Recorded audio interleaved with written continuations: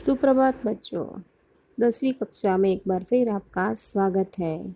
आशा करती हूँ आप खुश होंगे और सुरक्षित होंगे। आज हम सीखने वाले हैं हमारा चौथा गद्य, जिसका नाम है एक प्रश्न चार उत्तर, जिसके लेखक हैं श्री प्रकाश। आइए थोड़ा लेखक का परिचय प्राप्त करते हैं। श्री प्रकाश हिंदी के जाने माने साहित्यकार हैं। उन्होंने अपनी लेखनी के द्वारा राष्ट्रभक्ति, सांस्कृतिक उत्थान, सामाजिक उत्थान एवं सामाजिक समस्याओं पर प्रकाश डाला है। उनकी भाषा सरल एवं सहज है। उन्होंने निबंध, लेख, संस्मरण, जीवनी पर भी अपनी कलम चलाई है। छोटी छोटी बातों पर गहरा चिंतन करके उन्होंने अपने साहित्य में देखने को मिलता है। प्रस्तुत पाठ में श्री प्रकाश द्वारा पूछे गए एक ही प्रश्न के चार उत्तर, यानी कि एक ही प्रश्न के अलग अलग उत्तर महानुभावों ने अपने अपने ढंग से दिए हैं। हमारा देश भी तभी उन्नति कर सकता है जब देश का प्रत्येक नागरिक पूर्णतः ईमानदारी, लगन एवं निष्ठा के साथ अपना छोटे से छोटा कार्य करेगा। यही चारों महानुभावों के द्वारा दिए गए उत्तरों का निष्कर्ष है। तो आइए इसे थोड़ा विस्तार से समझते हैं। सबको ही कुछ न कुछ खपत होता है। मुझे भी कई बातों का खपत है। उनमें एक यह है कि जब किसी विदेशी से मेरी मित्रता हो जाती है और उन्हें सहृदय पाता हूँ, साथ ही यह समझता हूँ कि हमारे देश में बहुत दिनों से रहने के कारण वे पर्याप्त अनुभव भी प्राप्त कर चुके हैं, तो उनके किसी सुअवसर पर मैं पूछता हूँ, आप कृपा करके यह बतलावें कि क्या कारण है कि हमारे देश में इतने विशेष पुरुषों के रहते हुए, इतने बड़े बड़े आंदोलन के होते हुए भी देश कुछ उन्नति नहीं कर रहा है। ऐसा मालूम होता है कि हम ज्यों की त्यों पड़े हुए हैं। अवश्य ही हमारे मित्र इससे चकित होते हैं, उत्तर देते संकोच करते हैं और शिष्टता के नाते क्षमा चाहते हैं, पर मैं उन्हें छोड़ता नहीं और उनको उत्तर देने के लिए बाध्य करता हूँ।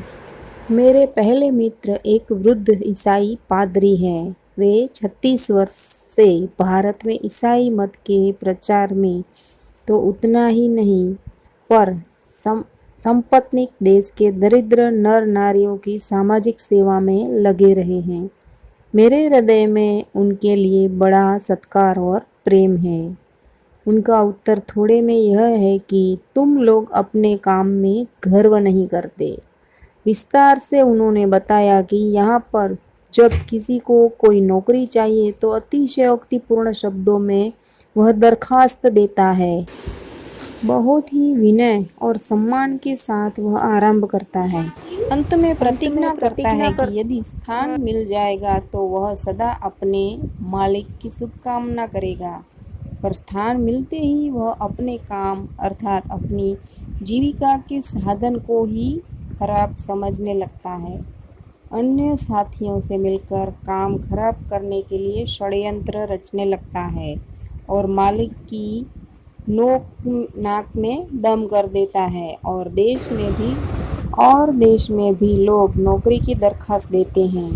वे साधारण शब्दों में प्रार्थना पत्र लिखते हैं और जब स्थान मिल जाता है तो इस तरह काम करते हैं जैसे संसार की गति उन पर निर्भर होती है।